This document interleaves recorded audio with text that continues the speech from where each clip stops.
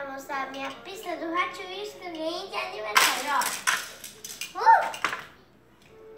E também ela é assim. Eles podem deixar coisa assim, ó.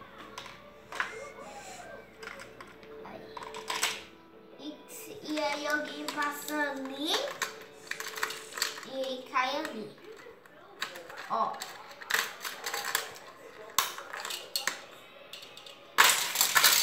Viu? Tem esse daqui, ó. Pode pôr água, né? Mas só que hoje tá frio, né? Aí sai água por aqui, vai sair pro chão pra todo lado. Mas também pode fazer isso, ó.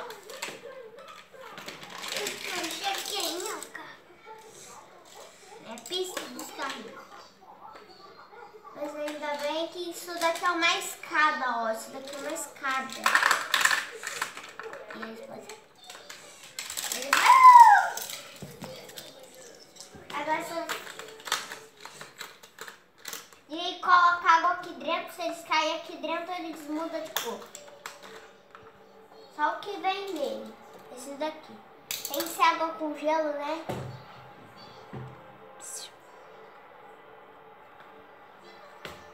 E também é assim. Eles viram assim pra pegar os bandidos. Esse daqui é o policial. Esses dois aqui são os bandidos carrinho.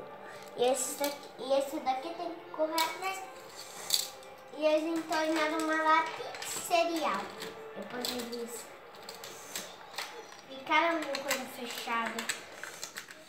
Depois o policial foi lá e trancou o homem.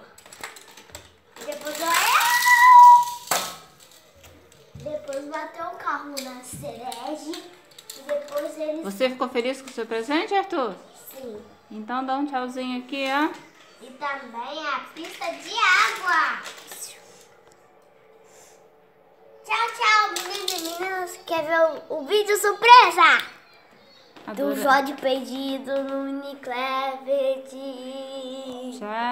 Tchau.